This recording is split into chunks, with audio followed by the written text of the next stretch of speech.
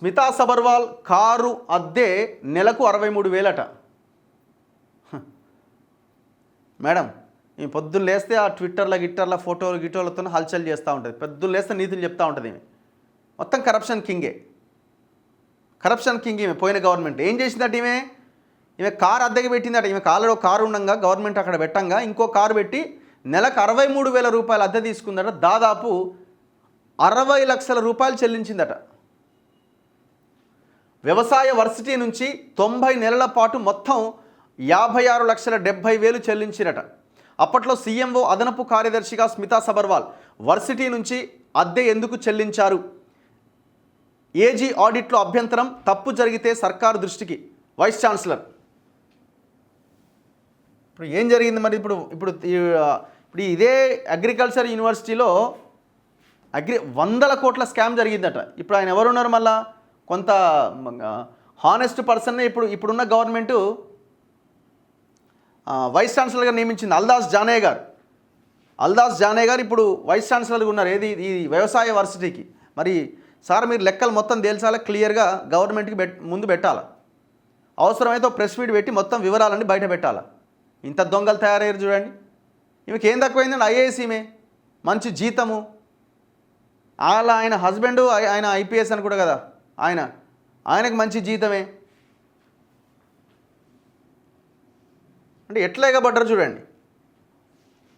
Senior IAS అధికారి Smita సబర్వాల్కు professor Jayashankar Telangana వ్యవసాయ విశ్వవిద్యాలయం నుంచి 90 నెలల పాటు వాహన అద్దె చెల్లించిరట. కారుకు నెలకు 63,000 రూపాయల చొప్పున 56,70,000 రూపాయలు చెల్లించిరట.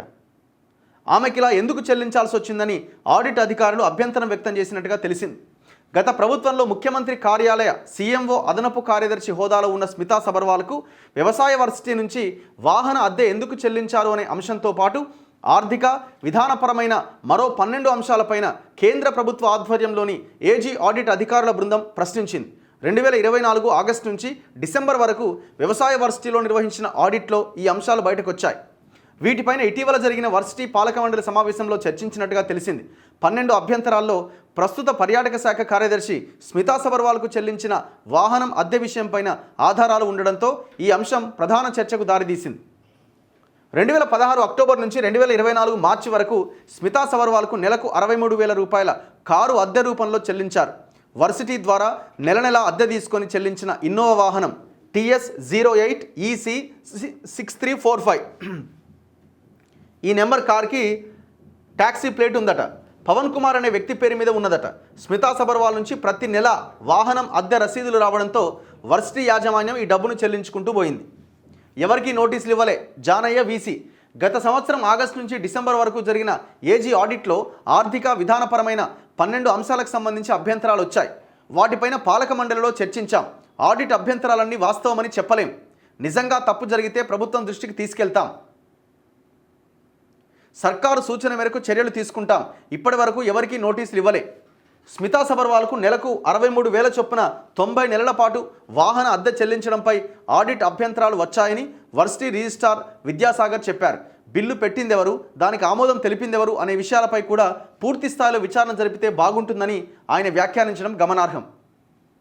మరి ఇప్పుడు విచారణ జరపాలి కదా, ఎవరు చేయాలి? గవర్నమెంట్లో మీరే ఉన్నారు, తేల్చాల లెక్కేంది. నేను అదే అంటున్నా కదా, ఇంతవరకు ఒక్క కేసుని ముందుకు తీసుకుపోయింది లేదు. కారణం ఏంటి అంటే వీళ్ళు గవర్నమెంట్లో ఉన్న మంత్రుల మధ్య ముఖ్యమంత్రి మధ్య సఖ్యత లేకపోవడం, కోఆర్డినేషన్ లేకపోవడం, ఒక తాటి మీద లేకపోవడం ప్రధానమైన కారణంగా కనిపిస్తున్నది. వీళ్ళకి ఏమైపోయిందంటే ఈ 5 ఏళ్ళ తర్వాత ఏందో మనం పవర్లో ఉంటామో ఉండమో దున్నేద్దాం ముందైతే. రేపొద్దున మనం పవర్ పోతే మళ్ళీ వాడే వస్తాడు, వాడు ఇంకోటి వస్తాడు కదా, మళ్ళీ వాడు మనల మీద ఇబ్బంది పెడితే ఎట్లా? మనం ఇప్పుడు వాళ్ళని ఇబ్బంది పెడితే ఈ ఆలోచనతో పనిచేస్తున్నారు. అందుకు ప్రజలు నష్టపోతున్నారు. ఒక్క కేసు ముందుకు పడ్డదా? ఒక్క కేసులో ఎంతమందిని అరెస్ట్ చేసినారు మీరు? మరి మీకు ఏం తక్కువైందమ్మా? మీకు 63,000 అద్దె మీకు దేనికి? ఒకసారి ప్రొఫెసర్ గారికి చేద్దాము, మరి ఆయన లిఫ్ట్ చేస్తారో చేయరో.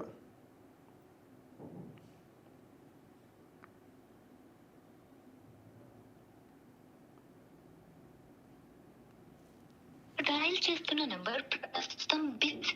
దయచేసి తరువాత ప్రయత్నించండి. आपके द्वारा डायल किया गया नंबर अभी व्यस्त है। कृपया कुछ समय पश्चात प्रयास करें। The number you have dialed is currently busy. Please. Busy వస్తుంది.